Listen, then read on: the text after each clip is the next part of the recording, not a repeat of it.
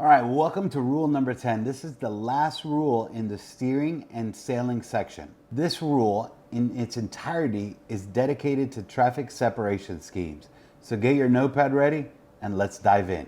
Rule 10A states that this rule applies to traffic separation schemes adopted by the organization and does not relieve any vessel of her obligation under any other rule. So what this rule is stating is that when you are in a traffic separation scheme, all the vessels are obligated to follow the rules for the traffic separation schemes. A traffic separation scheme is basically a high traffic area of the sea where there are specific lanes where the ships need to travel through. Now these will not be physically marked with channel markers, but rather they'll be marked on your GPS and navigation equipment, usually in a pink or magenta color. The main focus of this rule is to prevent collisions in a high traffic area because it creates a situation where all the vessels know which direction they need to travel in and via which lane. Now this still might sound a little confusing and maybe a little intimidating, but let's just give you an example so you could clearly think about what this is stating. Think about this like your car and the highway that you drive on every single day. That highway has lanes that separate the traffic and allows everyone to understand in which direction the traffic is flowing in. And it allows everybody to know which lane they should be traveling in as well. Rule 10B states that a vessel using a traffic separation scheme shall proceed in the appropriate traffic lane in the general direction of traffic flow for that lane. So far as practicable, keep clear of a traffic separation line or traffic separation zone. Normally join or leave a traffic lane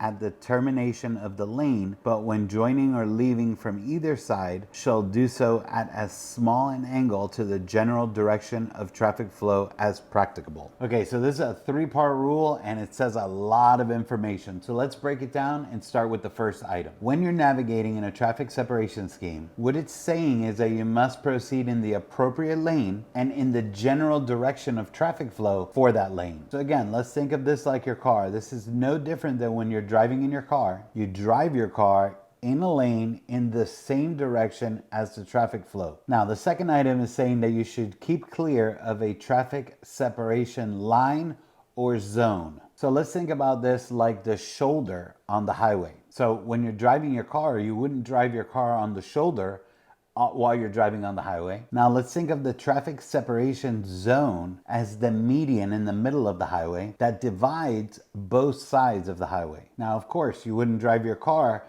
through the median of the highway that's separating the two lanes of flow of traffic. Now, the third item states that when you join or depart from a lane of traffic, you want to try to do it at the end of the traffic separation scheme. In the event that you do need to exit the traffic separation scheme and drive on a new heading, you want to exit the traffic separation scheme and make that turn as small of an angle as possible, meaning that you wouldn't want to cross all the lanes of the traffic separation scheme at a sharp angle and create a potential risk. Let's think about this again like if you're driving your car on the highway and your exit is now approaching. So what you would do is you would slowly veer off the exit. What you're not going to do is be driving on the opposite side of the highway, and as your exit is coming up, cross across all the lanes of traffic to get off on your exit. You could see how this could create a very serious risk of collision. Rule 10C states that a vessel shall, so far as practicable, avoid crossing traffic lanes, but if obliged to do so, shall cross on a heading nearly as practicable to right angles to the general direction of traffic flow. So what this is simply saying is that if you need to cross the traffic separation scheme, you need to do so as close to a 90-degree angle as possible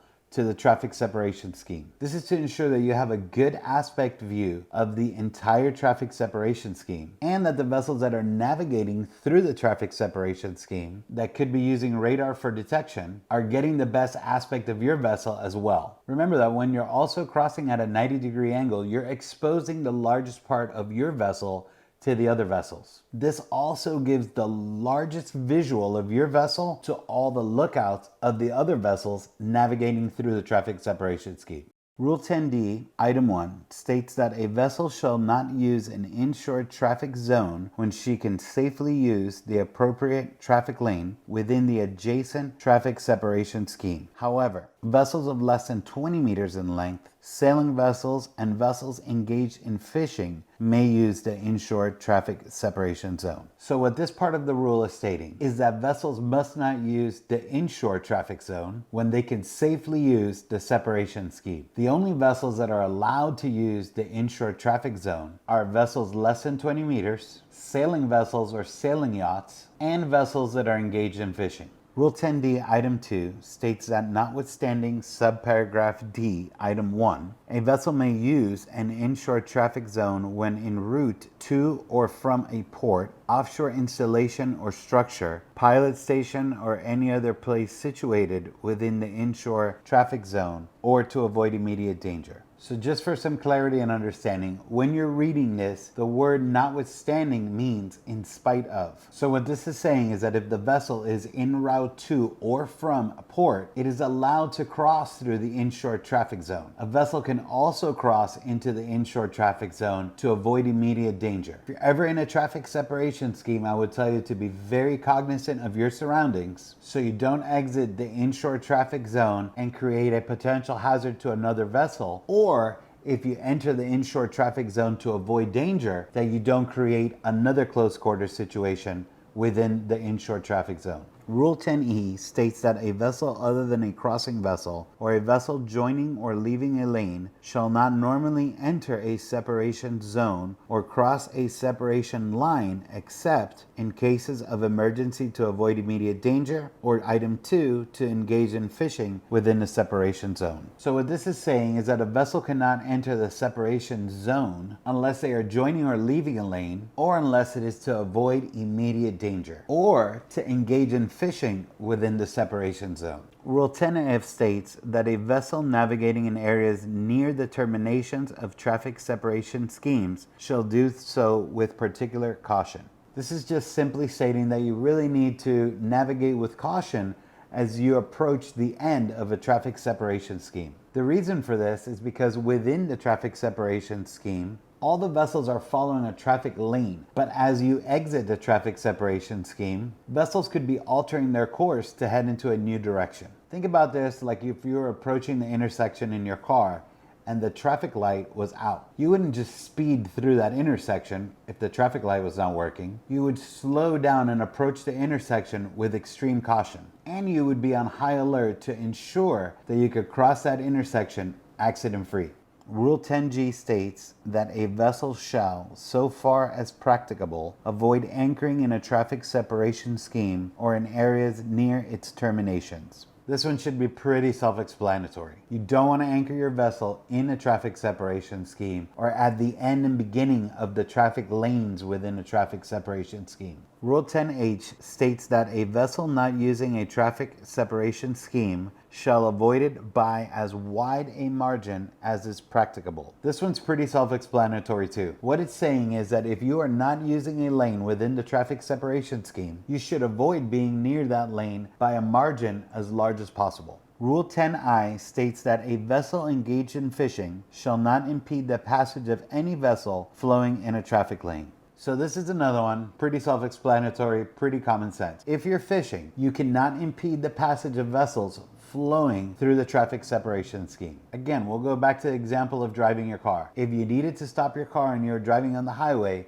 you're not going to stop your car in the middle of traffic. The same principles apply when navigating and when navigating in a traffic separation scheme. Rule 10J states that a vessel of less than 20 meters in length or a sailing vessel shall not impede the safe passage of a power-driven vessel following a traffic lane. This is another one that's pretty self-explanatory and common sense. If your vessel is less than 20 meters, or a sailing vessel or a sailing yacht, you cannot impede the passage of a power-driven vessel within the traffic separation scheme. And again, I would go even a step further and tell you never to impede the passage of another vessel. Whether in a traffic separation scheme, in a channel, it's just not good boating etiquette.